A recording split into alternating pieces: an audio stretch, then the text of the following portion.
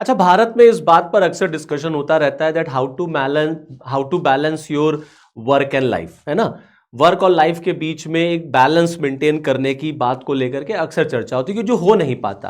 क्योंकि आप जब काम कर रहे होते तो कहीं ना कहीं लाइफ थोड़ी बहुत तो डिस्टर्ब होती है कि आप 8 घंटे 9 घंटे 10 घंटे, कहीं मोर देन 10 घंटे आदमी काम कर रहा है, फैमिली को वो कम समय दे पाता है, परिवार के साथ वो कम रह पाता है, तो वो बेचारा फ्रस्ट्रेशन में डिप्रेशन में आ जाता है, ओवरबर्डन्ड हो जाता है। तो इस बात को लेकर के तमाम डिस्कशन होता रहता है कि एक इंसान कैसे वर्क और लाइफ के बीच में बैलेंस मेंटेन करे। बड़े बुजुर्ग ये सिखाते भी हैं कि नहीं भाई, आपको वर्क और लाइफ के बीच में बैलेंस मेंटेन करना चाहिए, थोड़ी छुट्टी लेनी चाहिए, थोड़ी आउटिंग शाउटिंग होनी चाहिए, माता पिता के साथ समय बिताओ, बीवी बच्चों के साथ समय बिताओ, थोड़ा आप एनर्जाइज हो जाते हैं। और सैटरडे और संडे का सबको बड़ा इंतजार रहता है, संडे आया, वीकेंड आया, और वीकेंड आया तो वीकेंड में हम लोग हंगामा करेंगे, हॉलीडे करेंगे, यहाँ जाएंगे घूमने, वहाँ जाएंगे घूमने।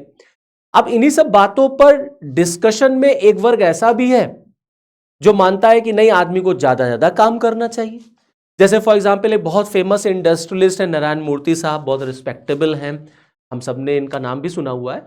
नारायण मूर्ति साहब का मानना है कि यंगस्टर को कम से कम 70 घंटे हफ्ते में काम करना चाहिए। अभी कुछ दिन पहले काफी इस पर डिस्कशन भी होना शुरू हुआ था। 70 घंटे काम करना चाहिए, और if possible more than that. क्योंकि यार यंगस्टर नहीं काम करेगा तो कौन करेगा। आप यंग हैं, फुल ऑफ एनर्जी हैं, यही समय है आपका काम करने का। आज काम करिए, पैसा कमाइए, फिर अपने परिवार को सारे सर्विसेज दीजिए, सुख सुविधाएं दीजिए, और फिर अपना लाइफ जो है फैमिली के साथ बिताइए। क्योंकि पैसा ही नहीं रहेगा तो समय देके क्या करोगे। तो इन्होंने कहा कि 70 घंटे काम करना चाहिए। हालांकि इस पर क्रिटिसिज्म भी हुआ, लोगों ने काफी अपनी राय भी रखी। इसी तरीके से आप देखेंगे तो एलएनटी के लार्सन टुब्रो के जो चेयरमैन साहब हैं, इनका भी मानना है, इनका कहना है कि यार देखो ऐसा है, मुझे तो ऐसे एम्प्लॉय अच्छे लगते हैं जो संडे को भी काम करें, क्योंकि ये खुद संडे को काम करते हैं। इनका कहना है मैं खुद संडे को काम करता हूं।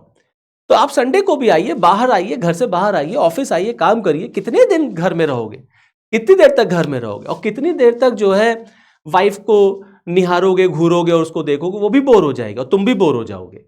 तो संडे को भी आओ, घर में काम, ऑफिस में काम करो, थोड़ा पैसा कमाओ, और पैसा कमाएंगे तभी आप अपने लाइफ को एंजॉय कर पाएंगे। इसी तरीके से आप देखेंगे तो गौतम अदानी साहब का ये मानना है। इनका कहना है देखिए, बैलेंस का मतलब होता है कि आप जो जीवन में करना चाहते हैं अगर आप वो कर पा रहे हैं तो योर लाइफ इज बैलेंस्ड। क्योंकि आपके पास दो ही ऑप्शन है, on the one side you have life and on the other side you have work. इसके अलावा कोई दूसरी दुनिया नहीं है।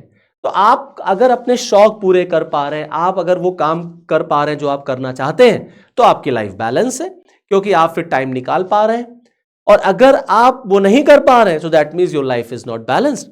तो इनका ही मानना था कि ज्यादा आराम नहीं करना चाहिए, घर में नहीं रहना चाहिए, ऑफिस आइए, काम करिए, जितना मैक्सिमम हो सके काम करें। घर में रहोगे तो लड़ाई झगड़ा होगा, घर में रहोगे तो बीवी भाग जाएगी, और पैसा रहेगा तो ही सारी सर्विसेज तुम अपने फैमिली को दे पाओगे। अब इन्हीं सब चीजों का जो ये डिस्कशन है हमारी सोसाइटी में, या वर्क और लाइफ के बीच जो बहस चलती है, जो एक कश्मकश है, हाउ टू मेंटेन बैलेंस, और ये जो छुट्टियां होती है, सैटरडे संडे छुट्टी हो गई, स्पेशली संडे छुट्टी होती है जो, इसमें भी वर्क का प्रेशर जो होता है वो आदमी ऑफिस से घर लेके चला आता है। तो अक्सर ये देखा जाता है कि घर में फिर झगड़े शुरू हो जाते हैं। जो हस्बैंड होता है या जो जो एक इंसान है, वो वर्क में काफ़ी प्रेशराइज हो जाता है, बहुत फ्रस्ट्रेशन में आ जाता है, डिप्रेशन में आ जाता है, पूरी की पूरी फैमिली लाइफ उसकी स्पॉयल हो जाती है। क्योंकि संडे का मतलब होता है रेस्ट डे, थोड़ा आराम करना, 6 दिन काम करना, फिर संडे को आराम करना, फिर मंडे से ऑफिस पे जाना। अब उस संडे को भी बॉस आपको फोन कर रहा है कि हेलो कहाँ हो, चलो वीडियो कॉल पे आ जाओ, चैटिंग पे आ जाओ, यहाँ आ जाओ, वहां आ जाओ। वो आपको वहां पे भी आराम नहीं करने दे रहा, और आपकी हिम्मत नहीं कि आप उसका कॉल डिस्कनेक्ट कर दीजिए, आपकी हिम्मत नहीं कि आप उसको इग्नोर कर दीजिए, क्योंकि आज आपने इग्नोर किया तो मंडे को वो आपको इग्नोर कर देगा। तो इन्हीं सब चीजों को रोकने के लिए, एक एम्प्लॉय के भी अधिकारों की, उसकी प्राइवेसी को मेंटेन करने के लिए एक कोशिश होती हुई यहां पर दिख रही है। हालांकि कोई पहली कोशिश नहीं है, इससे पहले 2019 में भी ये कोशिश हुई थी कि संसद के अंदर एक बिल पेश किया गया था, that is known as right to disconnect bill. लेकिन एक बार फिर संसद के अंदर, लोकसभा के अंदर इस विंटर सेशन में राइट टू डिस्कनेक्ट बिल 2025 पेश किया गया है, और ये एक प्राइवेट मेंबर बिल है, राइट टू डिस्कनेक्ट बिल। अच्छा, यहां पर मैं आपको ये बता दूं कि देखिए ये तो लोकसभा के अंदर आया, अभी राज्यसभा जाएगा, अगर ये पास हो जाता है तो फिर राष्ट्रपति पास जाएगा, फिर ये कानून बनेगा, तो अभी तो बहुत दूर की बात है। लेकिन अगर ये कानून बन जाता है तो ऑब्वियस सी बात है कि आप जो एम्प्लॉय है और जो एम्प्लॉयर है उसके बीच में थोड़ी सी चीजें को डिफाइन किया जाएगा। जो एम्प्लॉयर होगा वो आपको छुट्टियों में डिस्टर्ब नहीं कर पाएगा। लेकिन ये नेशन वाइड की बात है। यहां आपको बता दें कि केरला जो था वो पहला राज्य था जिसने ऐसा बिल पेश किया था। तो जैसा मैंने आपको बताया कि इस पूरे बिल का मतलब क्या, राइट टू डिस्कनेक्ट का मतलब क्या है।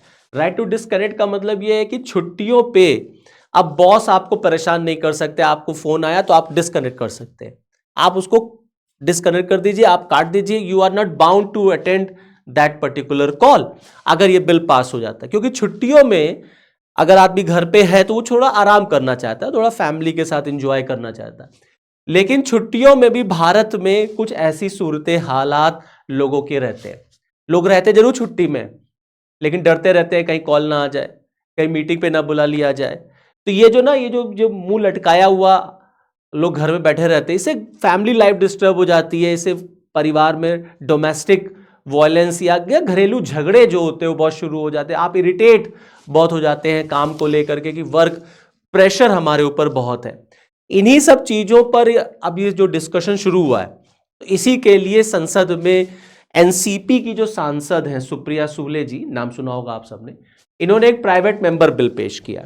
तो ये प्राइवेट मेंबर बिल क्या होता है? देखिए, जब आप बिल पढ़ते हैं कॉन्स्टिट्यूशन में तो एक बिल होता है that is introduced by the government, by the minister. एक बिल ऐसा होता है that is presented by any non minister member, मतलब जो मंत्री नहीं होता, अगर वो कोई बिल लेकर के आता है तो उसे प्राइवेट मेंबर बिल कहा जाता है। तो यहां पर प्राइवेट मेंबर बिल पेश किया गया है और दुनिया के कई एडवांस्ड कंट्रीज के यहां पे एग्जांपल्स कोट किए गए, लिया गया, जैसे France. No, France became the first country to introduce such bill. और फ्रांस ने अपने देश में एम्प्लॉयज के राइट्स को, उनकी प्राइवेसी को मेंटेन करते हुए उनको यह अधिकार दिया कि अगर वो छुट्टी पर है तो जो कंपनी है, जो बॉस है, वो फोर्स नहीं कर सकता, वो उनकी लाइफ को डिस्टर्ब नहीं करेगा।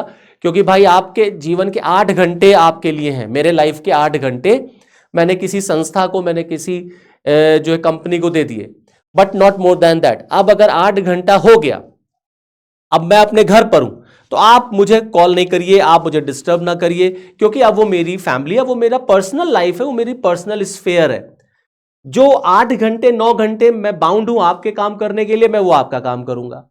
अब मैं अगर संडे को अपने फैमिली के साथ हूं, रेस्ट कर रहा हूं, तो आप प्लीज मुझे कॉल ना करें, आप प्लीज मुझे डिस्टर्ब ना करें, क्योंकि वो मेरा अपना पर्सनल स्फेयर है, वो मेरी अपनी पर्सनल लाइफ है। तो यहां पर एक एम्प्लॉय की साइकोलॉजी को, एक एम्प्लॉय के फंडामेंटल राइट्स को, उसकी प्राइवेसी को रिस्पेक्ट देते हुए दुनिया के तमाम देशों ने इसको इंप्लीमेंट किया, जिसमें फ्रांस पहला देश था। अगर ये बिल भारत में भी पास हो जाता है, कानून बन जाता है, तो हमारे के यहाँ भी ये कानून बन जाएगा। तो फिर फाइनली जो एम्प्लॉयज होंगे उनको बड़ा अच्छा लगेगा कि यार चलो छुट्टी मिली, अब छुट्टी के दिन बॉस डिस्टर्ब नहीं करेगा कि चले आओ ऑफिस चले आओ, या संडे को भी बुला ले रहे। तो अगर ये बिल कानून बनता है तो उसमें क्या क्या होगा? तो सबसे पहला, जैसे मैंने आपको बताया कि जो एम्प्लॉय है वो भैया आजाद हो जाएगा कि आज मेरी छुट्टी है तो आज मुझे काम से पूरी छुट्टी है। अब एम्प्लॉय जो है उसको राइट मिल जाएगा कि वो रिफ्यूज कर सकता है टू अटेंड दैट कॉल, वो कॉल नहीं अटेंड करेगा, उसको अधिकार मिल जाएगा that you can disconnect the call, आप फोर्स नहीं कर सकते मुझे। और दूसरी बात ये कि अगर मान लेते हैं फॉर एग्जांपल मैंने कॉल अटेंड की, तो कंपनी जो है मुझे उसके लिए एक्स्ट्रा पैसा देगी। अगर अगर आप मुझको संडे को भी काम करा रहे हैं, या आप मुझको अगर जो मेरे छुट्टी के दिन है वो उस पर भी अगर आप मुझे बुला रहे हैं, तो आप मुझे एक्स्ट्रा पैसा देंगे, आप मुझे एक्स्ट्रा काम जो है पे करेंगे। तो आप देखेंगे, but if the employ chooses to respond, अगर एम्प्लॉय ने रिस्पॉन्ड किया कि नहीं ठीक है हम कॉल अटेंड करेंगे, तो ऑटोमेटिकली आपको एम्प्लॉयज को जो है कुछ पैसा पे करना पड़ेगा। और ये म्यूचुअल अंडरस्टैंडिंग पर होगा कि नहीं, मैं संडे को भी अगर हूं तो मैं जो है वो आपकी कॉल अटेंड करूंगा। और अगर मैंने कॉल अटेंड नहीं की तो मेरे खिलाफ कोई भी डिसिप्लिनरी एक्शन नहीं लिया जा सकता।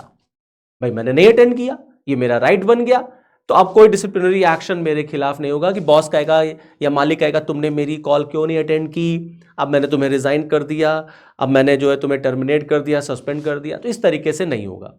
तो ये एक मूव है, इस बात को इस्टेब्लिश करने का कि जो एम्प्लॉय है उसके भी कुछ राइट्स है, उसका भी अपना कुछ प्राइवेट स्फेयर है, और मालिक जो है वो उसके प्राइवेट लाइफ में, प्राइवेट स्फेयर में इंटरफेयर नहीं कर सकता। कुछ समय एम्प्लॉयज़ को अपने परिवार के साथ, अपने पर्सनल लाइफ, अपने दोस्तों यारों के साथ भी देना चाहिए, क्योंकि वर्क का प्रेशर इतना ज़्यादा होने लग जाता है कि अल्टीमेटली कभी कभी ऐसे भी एग्जाम्पल्स आते हैं कि पर्सन सुसाइड कर लेता है, वर्क लोड को बियर नहीं कर पाता। तो यहाँ पर एक कोशिश की गई। अब देखिए अगर ये कानून बन जाएगा तो ये इम्प्लीमेंट भी हो जाएगा। चलिए फिर इस वीडियो में इतना ही, फिर मुझे दीजिए इजाज़त। नेक्स्ट वीडियो में आपके साथ मैं फिर मिलूंगा, तब तक के लिए जय हिंद।